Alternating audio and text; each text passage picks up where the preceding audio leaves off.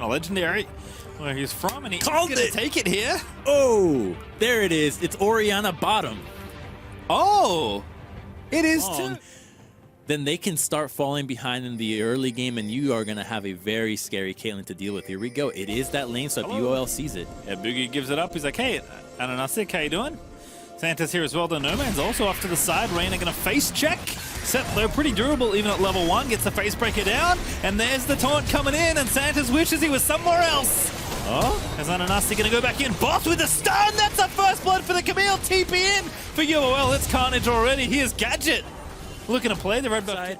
Now you've got Orianna and Nautilus playing this way. But because of the teleports being burned earlier, the Caitlyn has an advantage. Let's see if they can actually pull this one off. He does have Flash. Flash Paz had to use it as well. Boss with the hook shot. But Paz just respects the situation and gets himself out of there. Boogie is top lane, actually going for this. Reyna with the Hex Flash in. But the hook in onto Santos. That's just going to be a kill. Yeah, Santos is going to take out the Karthus. And Gadget, will he live to tell the tale? Archer going in. He gets the kill. Flash is out of there. And now Santos, no Flash, but he does have Ignite. Nearly as effectively as a Scion can. So it's just getting both with as little gold as possible and guaranteeing that you're going to have a higher impact that way.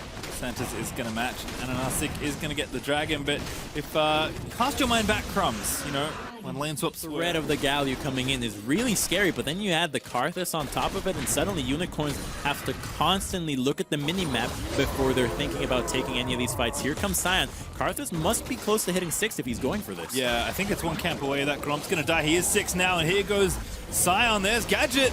TP in as well.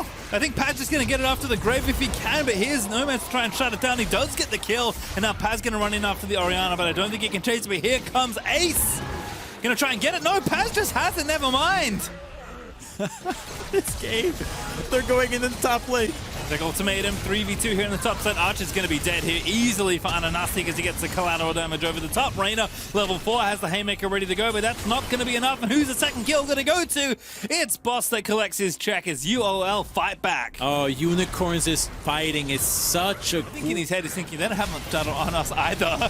And I don't think Unicorns will have expected this, but neither did Archer as the Shrubbery Santas does indeed get the ambush. And now Reyna, I think he's going to die again here. The bottom lane is starting to fall a little bit apart as UOL going to pick up 2 kills once more. Oh boy, if the Orianna to dodge most of the skill shots, but here comes the real problem. It's Boss diving in with the Nautilus. Yeah, I really think if Galio was actually able to be there, things would have been different, but now he's going to go down. Waiting arms of Ananasik as Ace is going to get shot to pieces.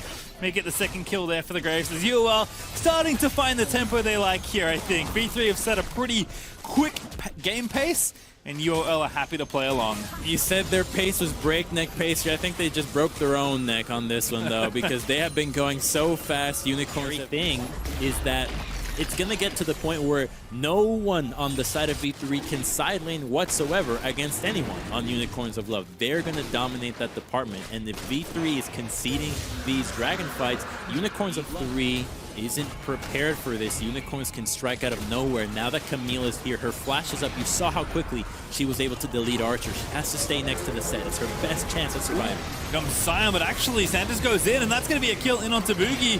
Already going to take down the Karthus. Here's the ultimate out of him.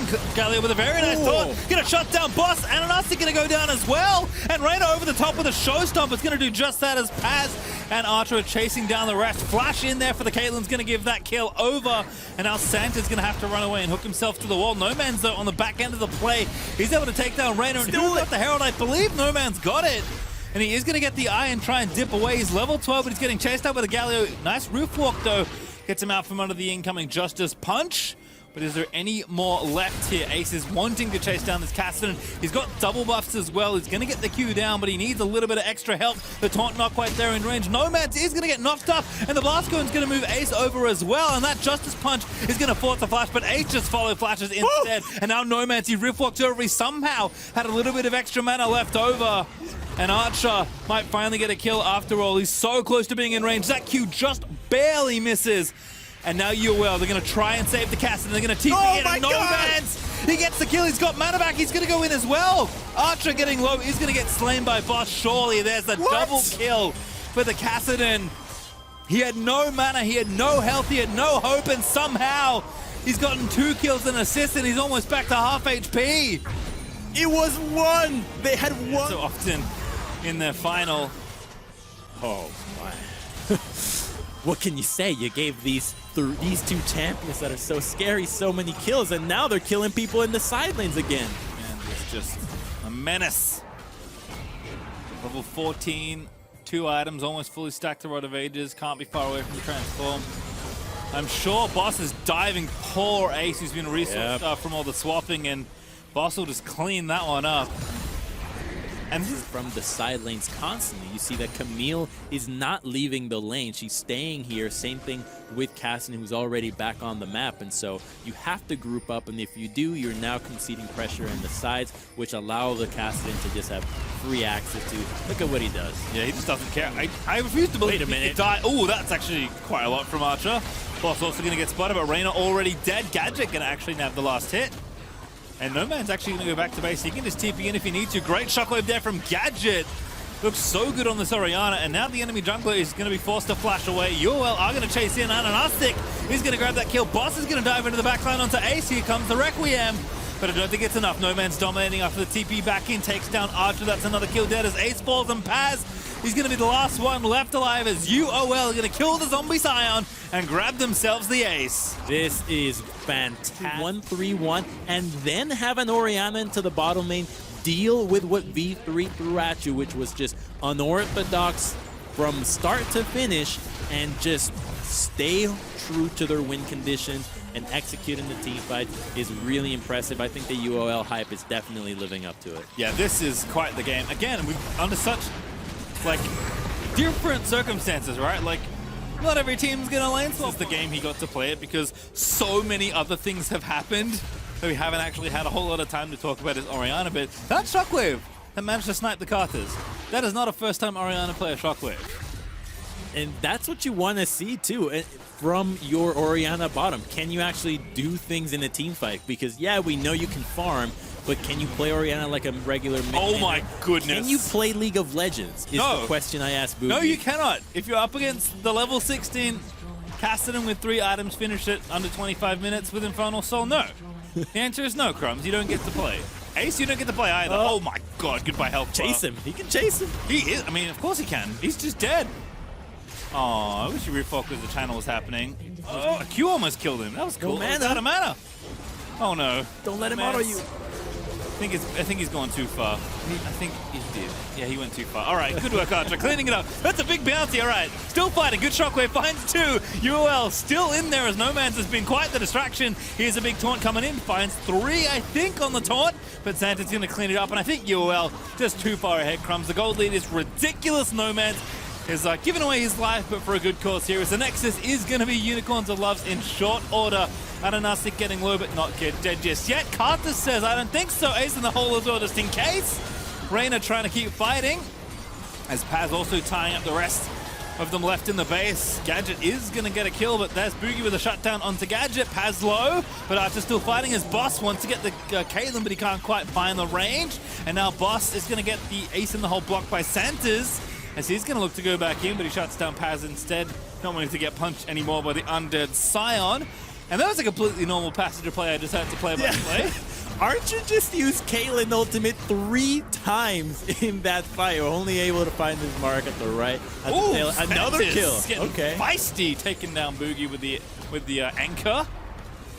That was a cinematic moment as Boss is somehow still alive. All right, man. We could have ended this game. He tried to end this game, Crumbs. He deserves credit. He does. That was his first death. Still has a 400 gold bounty on top of him if he wasn't fed enough already. Unicorns of Love. It's happening again. He only got... I thought he was dead, but he's not. The nightmare's not over. Paz is the target. That feels bad. Oh my goodness. Scion, no. I'm so sorry. No Man's. Don't do it like this. He's going to get taunted 1v4. He said that's enough. Doesn't have to flash. Oh, actually champion right now.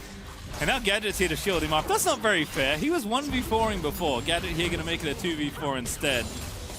No Man's is running low on mana, which means that he can't do nearly as much silly stuff as he was doing before, but not going to stop him. I want to see him put the shield on Kassadin and go for a shockwave like that. That's a really cool combo that only Orianna and Kassadin can ever do, and you rarely see them together. And I know we haven't been outside of V3 space in a while, but if you're wondering, they have lost all their inhibitors and only have one Nexus turret. UOL are trying to put an end to this game, but Nomads are trying to do it in style. What a shockwave combo as they send in Santas for the absolutely stylish finish that only the Unicorns could find. And that's going to be an ace, a death again for Nomads, but it is worth the glory as UOL are going to get yet another team wipe, and they'll claim their first Nexus in style as they take down V3. Unicorns of Love give us some of their old Camille and Kassadin, but also with the